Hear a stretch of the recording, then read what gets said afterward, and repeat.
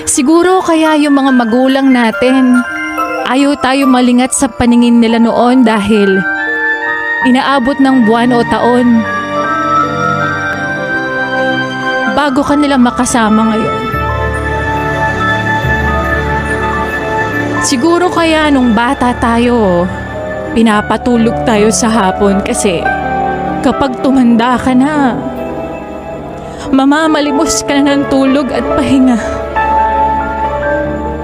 Siguro kaya pinapakain tayo ng masustansya noon para sa pagtanda mas malakas nating haharapin yung mga pagsubok ng buhay. Siguro kaya kailangan sabay-sabay kumakain noon.